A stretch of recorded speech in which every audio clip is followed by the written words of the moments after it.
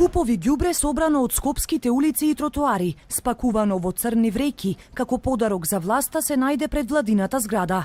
Откако ја исчистија нејзината околина, група активисти од Сдруженијата Не биди ѓубре, иницијатива О2 и граѓани поддржувачи, по пламнево сметот го оставија на Илинденска број 2, па со дим машини символично го запалија, за да им предочат на надлежните како се живее во скопската метропола. Решивме да ја ставиме Македонија на мапа како дел од борбата против климатските промени и против загадувањето и зачувувањето на животната средина, бидејќи како земја, за жал сме на последно место, би рекла, во справување со таа проблематика, меѓутоа на прво место во загаден воздух и загадена средина. Герилата е во рамки на неделата на глобални протести во светот против климатските промени, глобалното затоплување и аерозагадувањето.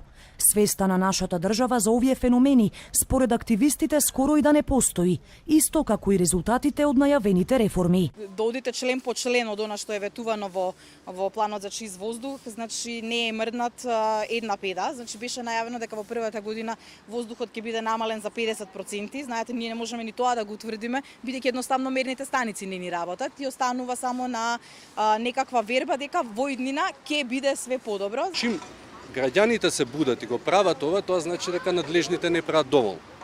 Мислам дека битно е двете страни заедно да делуваат, да се комплементарни и свеста на граѓаните да се подигне, но да се подигне и свеста и да си го работи власта или надлежните тоа што им е работа.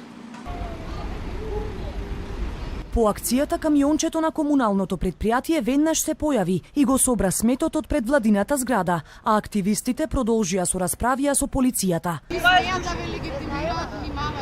Додека дел од нив ги легитимираа и како што велат им се закануваа со казни, активистите им порачаа, наместо да не ловите нас, гонете си ги загадувачите.